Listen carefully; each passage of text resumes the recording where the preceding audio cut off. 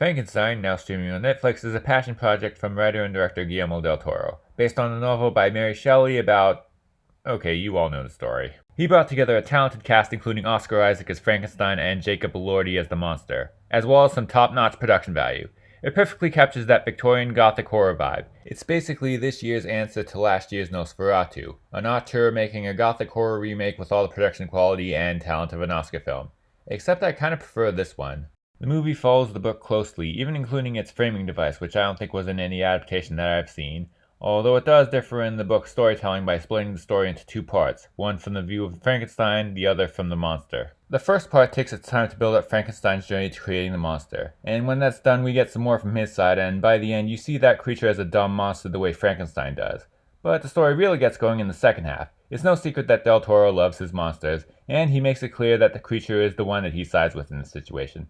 He makes a few changes to the story to make that creature even more innocent. And that attitude is helped by Jacob Elordi, who makes him into a very sympathetic creature. Behind all the gruesomeness and gothic atmosphere, there is heart. And it does get very powerful near the end. This year continues to be a great one for horror movies. There actually have been quite a few great years for horror movies recently. That's like the one thing that has a good year anymore. This is a powerful retelling that deserves better than Netflix. A prestige horror movie that delivers on the dark and gruesome promise of the story while not forgetting that the creature is still the victim.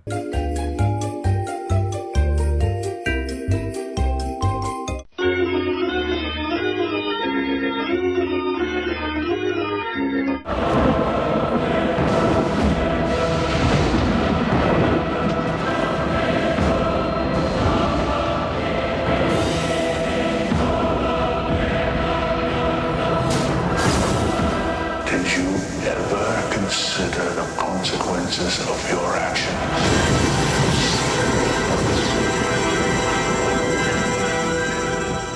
But this time, it's picked the wrong man to hunt. If it bleeds, we can kill it.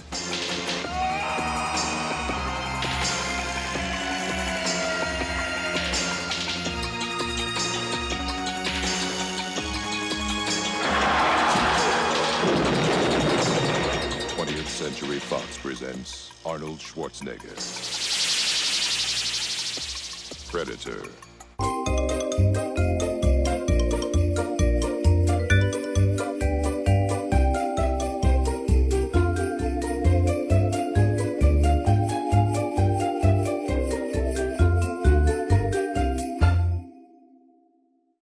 Predator Badlands is from director Dan Trachtenberg, who also did Prey, Predator, Killer of Killers, and 10 Cloverfield Lane. He made the story along with Prey writer Patrick Azon, who then wrote the screenplay. In my review of Killer of Killers, I theorized that though Predator movies are going to theaters again, Hulu is still giving us the cooler, more ambitious Predator movies. Well, that was failing to take into account that Badlands is a movie entirely from the perspective of the Predator on another planet focusing only on his hunting and survival skills.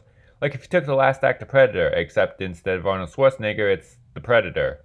Honestly, this was probably the Predator movie from this year that most begged to be animated, seeing as how there are no human characters at all. Everybody who looks human is actually a robot, and even they are just secondary characters. But that only reinforces the idea to take this to theaters. Yes, it may have just happened because of the popularity of Prey, which went straight to Hulu, but also because a story like this that will require a lot of special effects to be done in live action needs to feel big, and therefore must be enjoyed on a big screen. This one feels more like a modern blockbuster than most other Predator movies. The last two trailers before it started at my screening were for the upcoming Star Wars and Avatar movies, and those are kind of close to what this is. Just a fun space adventure. And as you may have guessed by the fact that the Predator is the hero in this one, that also means the horror aspects are pretty much gone. A long time ago, when I talked about the Predator movie from 2018, I complained about it getting rid of the horror aspects and turning one of the Predators into a good guy. Yeah, I regret a lot of things about that video. That was probably the video of mine that was least my own opinion. Anyway, none of that actually applies to either of these movies. This franchise was built on action, probably even more so than horror. I mean, the original is literally a Schwarzenegger movie, so it doesn't really matter if it goes all in on that.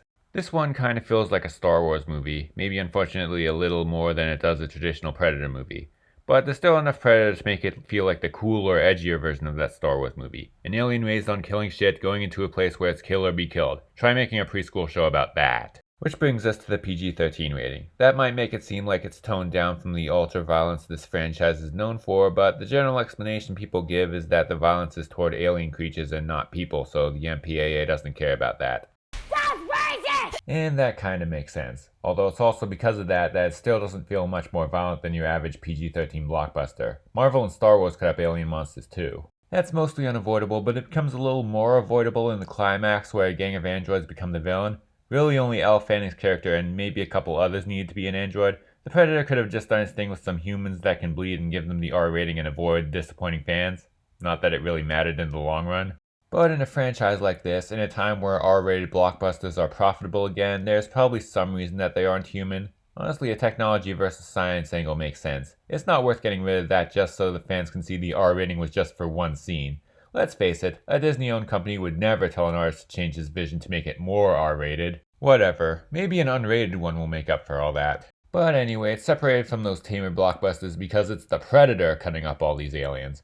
And the action scenes are pretty fun. It creates a nice visually stunning world full of dangerous creatures that you just love to see in action. And this Predator makes a surprisingly deep and sympathetic hero, which helps make it all the more exciting and give that ending a level of catharsis that most recent final battles in movies can only try to achieve. It's more of a modern blockbuster than the original, but I think it's kinda the best modern blockbuster of the year. Trachtenberg is taking the franchise into ambitious new directions, and he does some of his best work here.